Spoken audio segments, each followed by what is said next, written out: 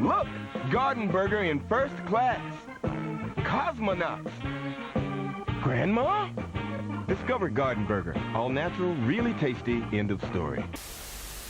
Whether you're vegan, vegetarian, or neither, there's a high chance that you've at least tried mock meat at some point. Maybe you really liked it and continued to eat it.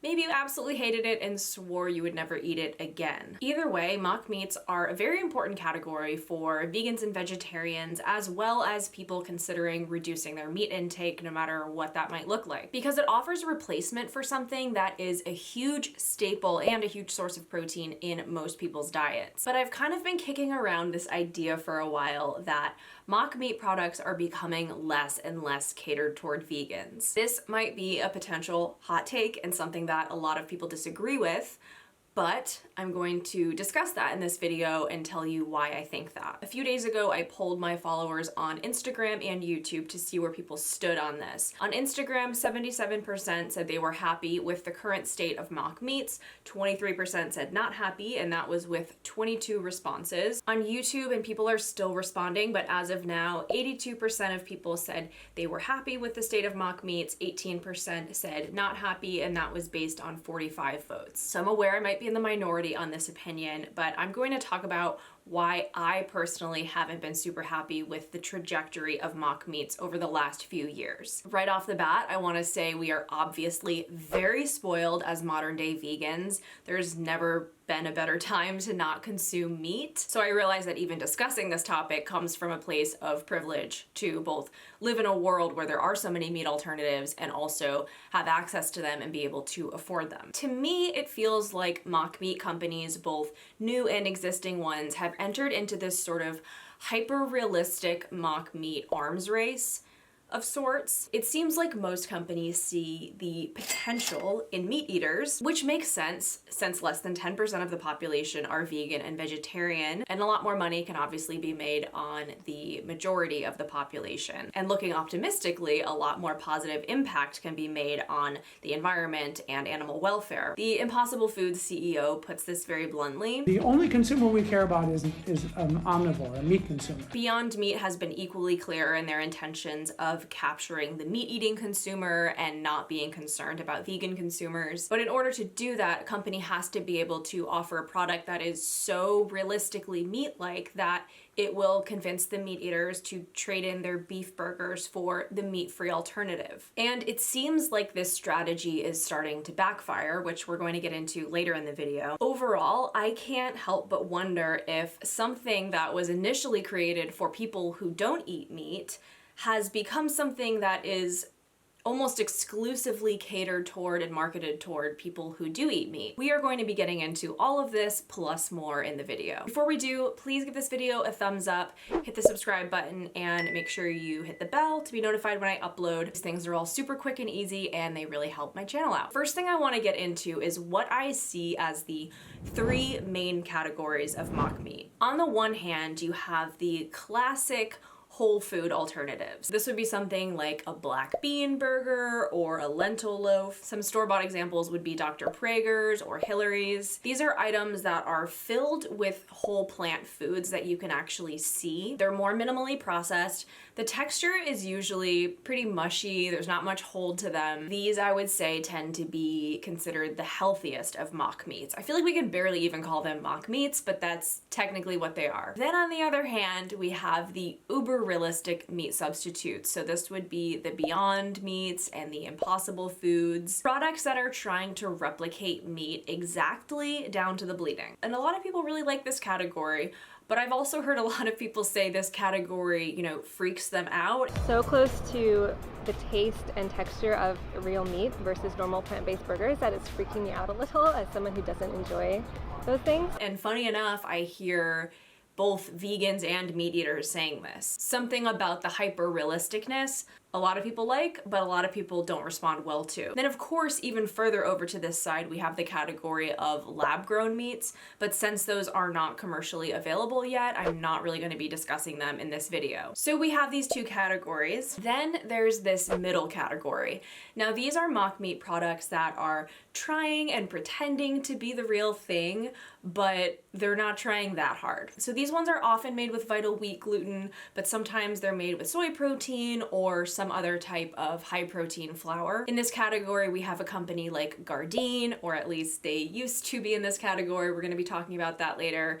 I'd also put Meiwa in this category. I'd also put Tofurky in this category, and I would put most of the Trader Joe's mock meat products that I've tried in this category as well. These products have a chewiness and an umami, but they're different enough from meat that they don't send our brains into this uncanny valley meat comparison. I've shared before that I sort of feel like I'm the Goldilocks of mock meats in some ways. This one's too tough, this one's too tender. It's really hard for me to find one that's just right. But I wanted to share this comment from one of my subscribers, Tamara. This was on my Meiwa taste test video, and I think this just perfectly and simply encapsulates what I like in a mock meat product. I know what you mean, Marielle. Toothsome, but not like 5-minute bubblegum. I couldn't have said it better. That's honestly how I would describe the texture of this middle category. And in my experience, this middle category is the category that vegans tend to be most drawn to. And this category, in my opinion, is sort of disappearing. And I'm gonna tell you why and give my reasoning and give you some examples. But first, I want to get into the history of mock meat. I feel like we can't really discuss this topic without talking about the history, and I also think the history is really fascinating. Most people, I think, wouldn't designate tofu as mock meat, but I think it really sort of is the original mock meat. Tofu was invented in China during the Han Dynasty, which reigned from 206 BC to 220 CE. Tofu was referred to as small mutton, which shows that the Chinese valued tofu as an imitation meat. Wheat gluten has been documented in China since the 6th century. Vegetarian dietary laws of Buddhism led to development of meat substitutes as a replacement for the meat-based dishes that Chinese Buddhists were no longer able to consume. Jumping forward a few centuries, in 1877, John Harvey Kellogg developed meat replacements from nuts, grains, and soy to feed patients in his vegetarian Battle Creek Sanitarium,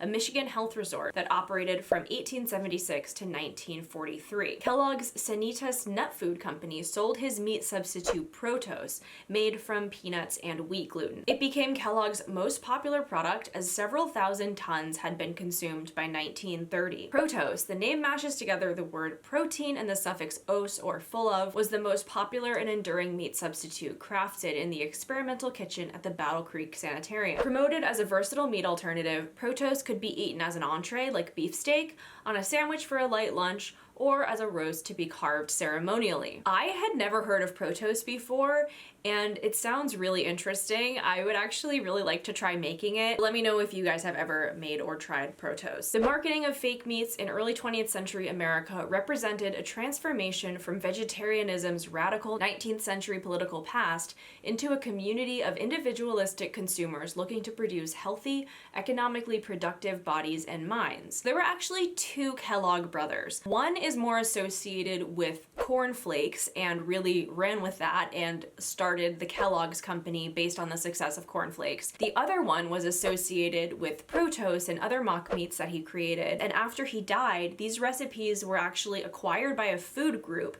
that ended up launching products under the name Morningstar Farms. Morningstar Farms was eventually acquired by Kellogg. So these two brothers, their paths kind of diverged and then they came together again, and I always forget that Kellogg's owns Morningstar Farms, but a lot of you probably know that. What I thought was interesting is that when you Google search Kellogg's, the header says Kellogg's, one of the original plant-based food companies. How Protos is described in terms of its role throughout history, it seems like the interest in it was mostly health-based. And I think it's interesting to think about that within the context of how modern-day mock meats are marketed. First mock meats sold in the US were marketed on the basis of health, and I wonder if that, really set the blueprint of how we still market mock meats today. Whereas in ancient China, mock meats were created on the Buddhist principle of not harming animals. We still see that push-pull today in how mock meats are marketed and what's the best way to market them, etc. Let's get into my problem with the mock meat market today, which really comes down to its hyper-realistic trajectory. So to demonstrate and exemplify this, I want to discuss Beyond Meat's journey. Those who have watched my channel for a while know my grievances with Beyond Meat for discontinuing their original Beyond Chicken strips. These were Beyond Meat's first ever product. They launched in 2014. I really loved them. I ate them so much. Everyone I knew who tried them also loved them. In my opinion, they had the perfect texture and flavor. They really fell nicely into that middle category that I was describing. In 2019, when Beyond Meat announced they were discontinuing them, a lot of people were really unhappy. I remember on Beyond Meat's Instagram at that time, there were just a ton of comments like, why did you discontinue them? Why would you do that? We loved them. But it seems like the consumer feedback was ignored. Beyond Meat's statement on the topic was that their chicken strips weren't delivering the same plant-based meat experience as some of our more popular products like the Beyond Burger and sausage, and they promised that an even better, tastier version of Beyond chicken strips would be back. It just seemed like Beyond were on a mission to create more and more hyper-realistic products, and nothing was really gonna stop them from that. I also really used to like Beyond Burgers and sausages when they first came out, but it seemed like they were continually changing the recipes, constantly sort of evolving and trying to become meatier than ever. The sausages got to a point where the texture was really unpleasant to me, and I think it comes down to the sort of variation in texture. It sort of simulated the experience of eating real meat and coming across a piece that was a little bit chewier than the rest, and you're thinking like, oh, like what was that? And it just reminds you of what you're actually eating. I've realized that with my mock meats, I like them to have a homogeneous texture. I think the benefit, especially for vegans in eating mock meats, is that we're happy to know that we're not eating animals. This constant shift with Beyond Meat of constantly trying to win over new consumers, I wonder if that's a strategy that they're regretting now, especially given all of their recent struggles, which we'll be getting into later in the video. In the past few years, thanks to the success of companies like Impossible Foods and Beyond Meat, and especially Beyond Meat's super successful IPO, the realistic mock meat market has really exploded, and I think some might even say become oversaturated. Over the last few years, it has felt like every time I've gone to the grocery store, I've seen yet another new kind of hyper-realistic looking mock meat product, usually nestled in with the Beyond and Impossible product, kind of having that sort of pink ground meat look. And I've always kind of thought to myself, kind of just seems like another company trying to capitalize on the trend. And I've also wondered who is actually buying these products, and are people buying these products? I was totally fine with Beyond and Impossible wanting to appeal exclusively to meat eaters. I kind of felt like, let them do their thing. Yeah, great. Let them convince the meat eaters to eat less meat. You know, we've still got all of our products that we like. But then the problem was, due to the success of these earlier companies, I think a lot of other companies thought, wait a minute, I want a piece of that meat pie. Meat pie is a real thing. My parents eat it on Christmas Eve. It's a French-Canadian tradition. I don't recommend it. And I think a lot of companies were just trying to tag along on that journey.